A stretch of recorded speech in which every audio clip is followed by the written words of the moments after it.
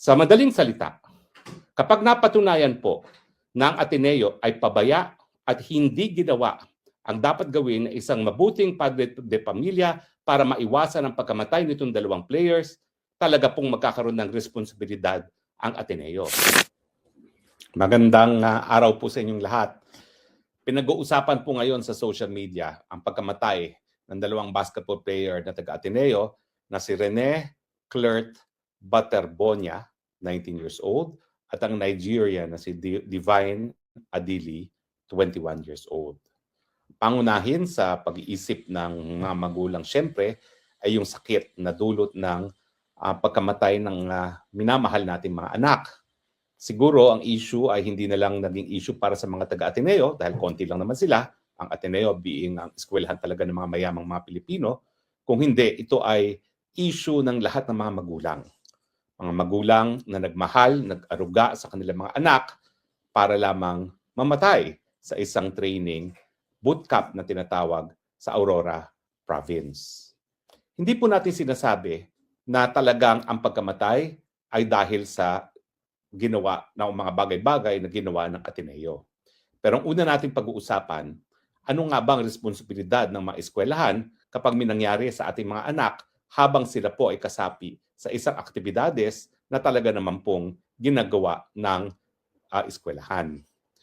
Pangalawa, ano ba talaga ang mga indikasyon kung bakit dapat mabahala hindi lang po ang mga magulang ng mga nasawing mga estudyante, kung hindi lahat ng mga magulang dito nga po sa pagkamatay nitong dalawang basketball players. Yung unang tanong po is, ano ba ang responsibilidad ng mga eskwelahan kapag may ganitong aberya nangyari habang ang ating mga anak ay sumasapi po sa mga aktibidades ng isang eskwelahan? Malinaw po ang nakasaad sa ating New Civil Code nang ang mga eskwelahan ay tumatayong magulang habang ang ating mga anak ay naroon sa loob ng eskwelahan at habang sila po ay kasapi sa mga aktibidades ng eskwelahan. Malinaw po na itinatawag na pater familias, obligasyon ng isang buting ama ng isang tahanan ay obligasyon ng mga eskwelahan habang nasa paaralan ng ating mga anak at habang sumasapi sa mga aktibidades ng eskwelahan. Ibig sabihin, dapat ang standard of care ng mga eskwelahan ay yung good father of a family para maiwasan ang kahit anong aberya na pwedeng mangyari sa ating mga anak habang sila ay nasa eskwelahan at kasapi sa aktibidades sa eskwelahan. Hindi po natin sinasabi na mga eskwelahan ay absolute insurer na walang masamang mangyayari sa ating mga anak habang nasa paaralan at habang sumasapi sa mga aktibidades dyan. No? Pero ang standard po ay ginawa ba nila yung standard of care na inaasahan natin sa isang mabuting padre de familia para maiwasan ang sakuna sa ating mga anak. Yan po ngayon ang dapat sagutin ng mga investigador. Hindi naman po siguro issue kung pinatay ng Ateneo yung dalawa dahil siguro naman hindi papatay ang isang eskwelahan ng sarili nilang basketball players, lalong-lalo na yung isang most valuable player na kanilang na-recruit para sa kanilang team. Alam naman natin na napaka-importante sa Ateneo na manalo ng championship sa basketball dyan sa UAAP. Yan po ang matinding kalaban ng De La Salle at saka ng UP, ang Ateneo. So hindi po natin sinasabi yan na kung meron bang posibilidad na ang Ateneo mismo ang pumatay. Wala po.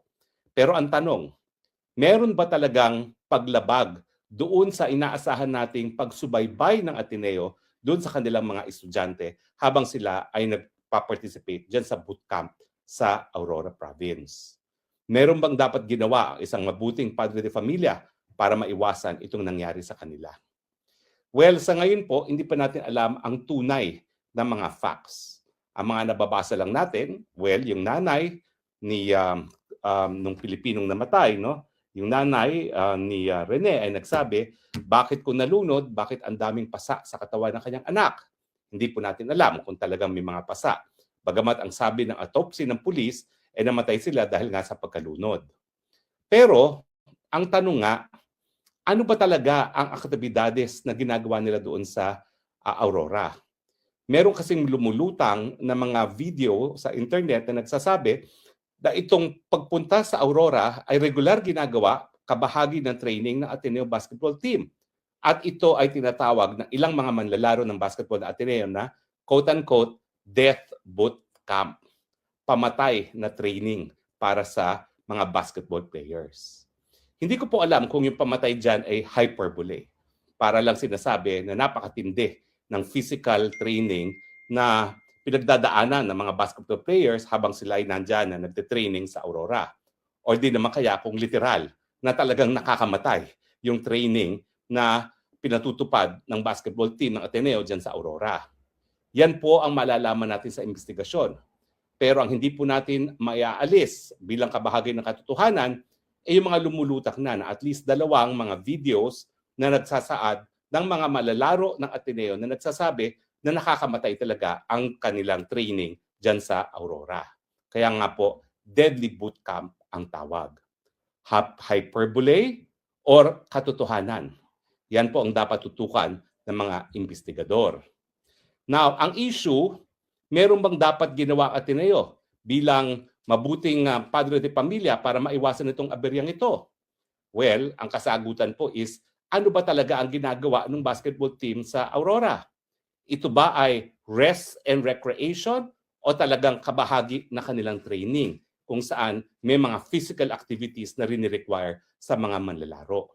Malalaman po natin yan dahil naimbestigahan po ngayon ng NBI ang pangyayari. Ang punto lang po, bakit napakatahimik po ng coach? Bakit napakatahimik ng eskwelahan? Yung coach ang dapat nagsasalita at nagsasabi na sila ay nakikiramay dito sa pamilya dahil siya ang padre de familia talaga ng kanyang coach. Bakit wala tayong naririnig dito kay coach na isang dayuhan din? No? Ang pangalan ng coach ay si Tab Baldwin. Kung hindi po ako nagkakamali, baka Amerikano to. No? Pero dayuhan po yan, sigurado, hindi Pilipino.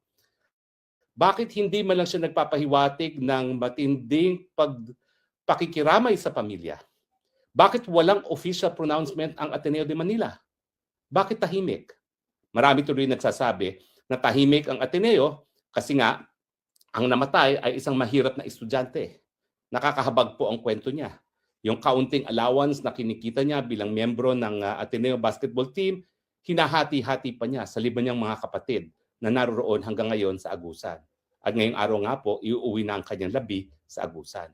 Huwag mo natin kakalimutan ha, meron din pong pamilya itong Nigerian player na si Divine Adili na nagdadalamhati rin dahil sa nangyari sa kanilang mga anak. Mantakin nyo, nagpunta pa ng Pilipinas para maglaro ng basketball. Siguro inaasahan din nila, gaya ni Rene, magpapakabuti bilang UAAP player, sisikat at makukuha bilang professional na mga basketball players. Pero ngayon siyempre, nawasak, nabasag ang mga pangarap, hindi lang po ng mga lalaro, kundi ng kanilang mga pamilya.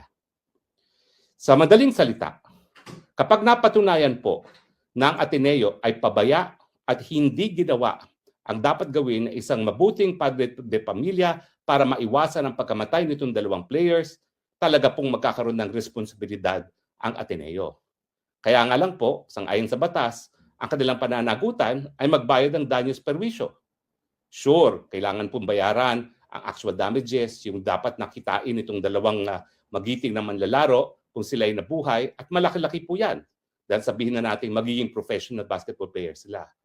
Sigurado rin po, bibigyan ng pamilya ng tinatawag na moral damages para po doon sa hinagpis na pinagdaraanan ng kanilang pamilya. No? At syempre, baka magbigay din po ng exemplary damages para magsilbing halimbawa sa ibang mga pamantasan na mag-ingat kapag ang mga kabataan ay nasa puder ng mga eskwelahan. Pero ang katunayan po, dahil ito po ay lahat ang nature po niya ay danyos na sibil, danyos perwisyo, wala pong pagkakakulong unless mapakita nga po na yung pagkamatay nila ay resulta ng reckless imprudence nung coach. In which case, well, may konting kulong po yan kasi yan po ay quasi-crime. Pwede maging homicide through reckless imprudence, pero hindi pa po natin sigurado yan. Depende po yan sa investigasyon. Pero ang katunayan, bagamat meron danyos perwisyo, bagamat posibleng magkaroon ng criminal charge, wala na po yung minamahal na anak ng mga magulang nitong 2 nasawing estudyante. Wala na po yung pangarap ng mga manlalaro para mas mabuting buhay, hindi lang para sa kanila, kundi sa kanilang buong pamilya. Wala na po. yung mga minamahal nating mga anak. Sana po ito'y maging wake-up call sa lahat po ng pamantasan. Unang-una, kilalanin po ninyo na matindi ang inyong obligasyon kapag kinupkup niyo po ang mga anak ng ibang mga pamilya bilang kabahagi ng kahit anong aktibidades ng iyong eskwelahan. Kailangan po siguraduhin na kayo ay mga mabuting padre de pamilya na nagsisiguro na ilalayo sa aberya ang ating mga anak. At sana po, sa ating kagustuhan na magbigay ng dangal at prestigyoso sa ating mga pamantasan, lalong-lalo na sa mga competitive sports gaya ng UAAP, wag naman po nating isugal ang buhay mismo ng ating mga mag-aaral. Sa pamilya po nitong dalawang nasawing estudyante, Rene Clert Baterbonia at Divine Adili, ang ating pakikiramay. Wala pong magulang sa ngayon na hindi nararamdam yung sakit na nararamdaman nyo ngayon. Wala pong kahit anong danyos ang pwedeng magbalik sa inyong mga mahal sa buhay. At syempre po, pagamat tayo ay handa magpatawad, hindi po pwede na kung mapapatunayan na mayroong paglabag doon sa obligasyon ng mga pamaralan, ng pamantasan, ng Ateneo, na dapat gumawa ng hakbang na gagawin ng isang mabuting padre de pamilya para maiwasan itong pangyayari sa inyong mga anak, dapat managot po ang pamantasan. Muli po, kami po ay nakikiramay at umaasa na sana po itong dalawang kabataan ito ang huling mamamatay sa mga pangyayari gaya nito. Maraming salamat po sa inyong patuloy na pagtangkilik. Ito po inyong Spokesang Bayan na ngayon po ay nakikiramay at nagdadalamhati dahil ang sakit ng mga magulang ng dalawang mag-aaral, ramdam ng lahat ng mga magulang, gaya po nating lahat. Gaya na aking sinasabi, I love you Philippines, you're the only country that I have, you're the only country that I will love. God bless the Philippines. Bye.